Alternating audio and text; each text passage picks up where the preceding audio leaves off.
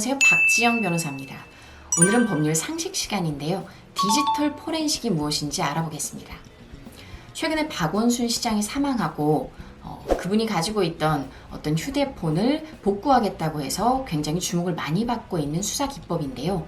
의미가 무엇인지, 그 다음에 어떤 방법으로 그러면 할 수 있는지, 복구는 어느 정도나 되는지, 이 자료를 바로 재판에서 증거로 다 사용할 수 있는지, 마지막으로 박원순 시장 사건에서는 어떻게 활용이 가능한지 한번 보겠습니다.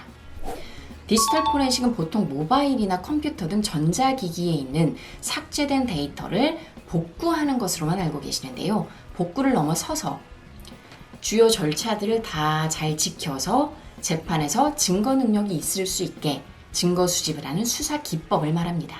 수사 단계에서 검찰이나 경찰이 할 수도 있는 것이고, 요즘은 사설 업체에서도 하고 있습니다. 어느 정도나 복구가 되냐면요. 예를 들어 모바일 같은 경우에는 특히 아이폰은 보안이 세서 복구가 안 되는 경우도 많고, 그 다음에 비번을 걸어놨을 때 이 암호를 풀지 못하면 또 시일이 많이 걸립니다. 조주빈 사건에서도 조주빈이 휴대폰 세대 중에 한 대만 알려주고 비번을 안 알려주다 보니까 이걸 푸는 데에만 2달이 걸렸다고 했죠. 그런데 풀 수는 있습니다. 또 너무 과거의 데이터를 삭제하고서 계속 그 컴퓨터나 모바일을 썼을 때에는 데이터가 덮어 씌워질 수 있어서 복구가 힘들 수 있습니다. 따라서 디지털 포렌식만 맡기면 무조건 다 복구가 되는 것은 아닙니다. 그러므로 수사 과정에서 디지털 포렌식에 맡겼어 라는 말을 듣고서 기억이 뚜렷하지 않은 부분에 대해서 지레 겁을 먹고 사실 인정을 함부로 하시면 안 됩니다. 다음으로 이렇게 수집이 된 자료를 재판에서 증거로 사용하려면 어떻게 해야 되느냐? 동일성, 재현성, 신뢰성이 있어야 됩니다.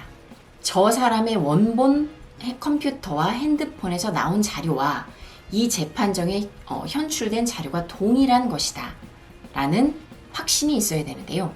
이를 위해서 어떻게 하느냐, 수사 단계에서는 압수수색 영장 등을 가져가서 컴퓨터를 그대로 박스에 담아서 봉인을 한 다음에 가져오게 됩니다. 수사기관에 가져와서 봉인을 풀고 그 다음에 이미징이라고 세계적인 프로그램을 사용해서 이 파일을 고스란히 복제를 합니다. 복제한 파일을 가독성이나 가시성이 없기 때문에 재판정에서 그대로 쓸 수는 없고 출력을 하게 됩니다. 이러한 과정들은 전체가 녹화가 되기도 하고요. 그 다음에 피의자가 직접 참석하여서 절차에 문제가 없다라고 확인서를 쓴 다음에 봉인, 재봉인들을 하게 됩니다.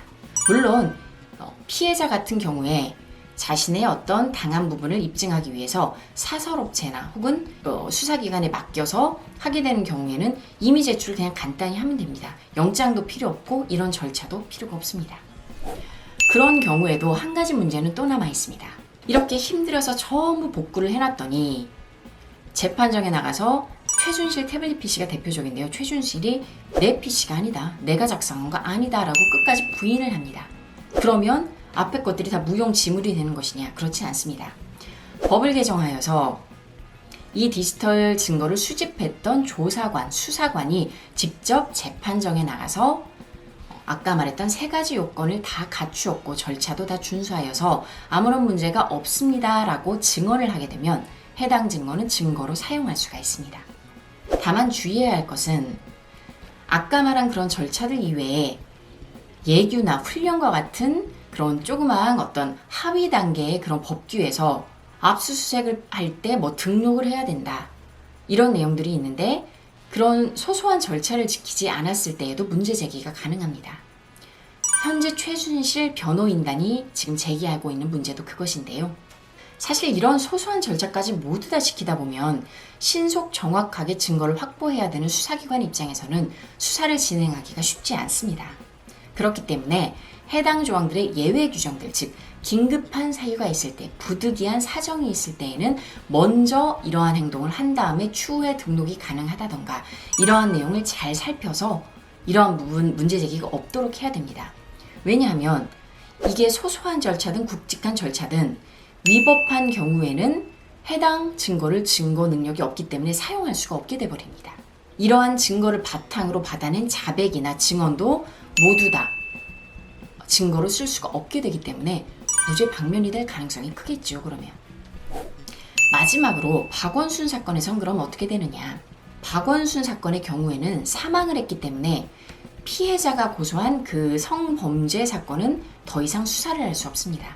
그래서 이번에 아이폰을 복구하는 부분도 사망과 관련된 내용을 알기 위해서 그런 것이다. 그 부분만 복구를 할게 라고 하여서 유족의 동의를 얻은 것입니다.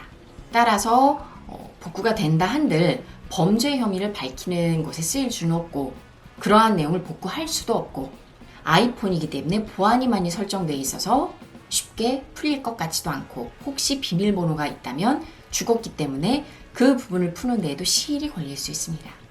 추후에 별도의 동영상으로 디지털 포렌식과 관련해서 수사 과정과 재판에서 피해자나 피고인, 피의자가 주의해야 할 점, 팁을 드리는 영상 다시 올리도록 하겠습니다.